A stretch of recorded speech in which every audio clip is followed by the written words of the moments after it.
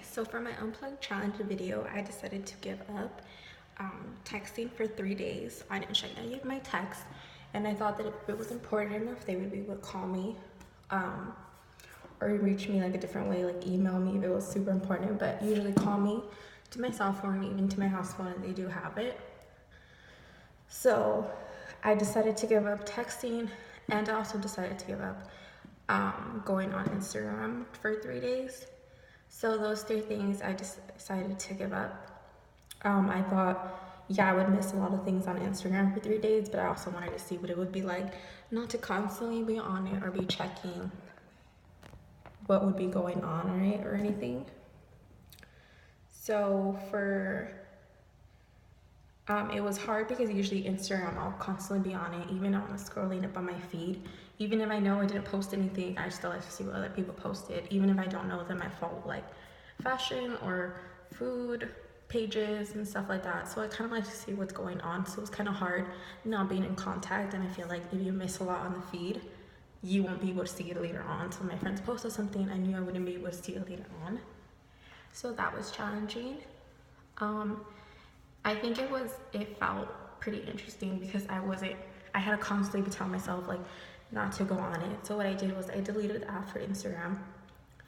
And for texting, I made sure I didn't get any notifications on my bar. Like if I pulled it down, I made sure it didn't say anything like, oh, you received a notification from wherever. So I made sure I didn't have that. And I made sure I ignored it if I did get it. And it was kind of hard because usually I text like my closest friends all day, or I text my boyfriend all day. So it's kind of hard thinking about not being able to text them or reply to them. But they also knew, and I let them know, like if they really needed me, the only way to contact with me was through calling or emailing me or whatever. I was kind of successful, but I kind of failed. I thought I was successful because I did it for like a day and a half. And unconsciously aware, like I just went on Instagram, like I totally forgot, and I was like, oh my god, I need to check like something, and I went on and like totally blew it. So I did that. Texting was kind of hard too because we were planning something with my friends, and I was like, oh okay, everybody was like group texting, and it's kind of hard when you group text because everybody's blowing up your phone. So I kind of was like, okay, I don't want to miss out, and like 3 days later to see like 50 texts from my group that they had.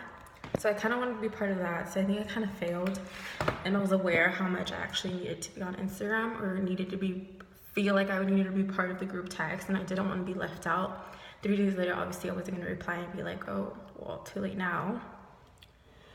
I feel like they were kind of relaxing at first because I felt like I wasn't connected to people. Like people didn't know what I was doing, and I didn't know what people were doing. So it's kind of like a relief, kind of like a break.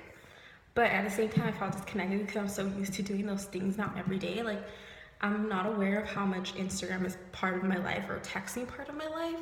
Even if it's not like a big deal, like even a text saying like I'm on my way or what are you doing this weekend could have so influenced me like during the week until I get to that day. So I think it's actually a big part of my life, or something that I'm used to that it made part of my life.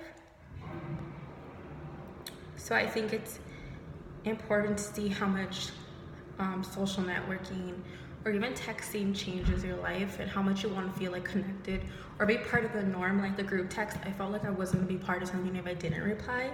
So I felt like it was important to reply because I wanted to be part of it. And I feel like if you don't have those things, I feel like I'm sort of missing out on what's going on in the world in the moment, or what's going on with my friends, and I don't want to be left out. It was actually interesting to do. And I've done it before, like when I break my phone and I don't have it, like I haven't been on my phone like for a couple of days until my new phone gets in. But it's also hard because in those times, like I know I can still go on Twitter on my computer or Facebook on my computer. But when you're on your phone, it's so handy to just keep checking. So it was actually very hard to do, but it was really interesting. I think it's like a good break to take.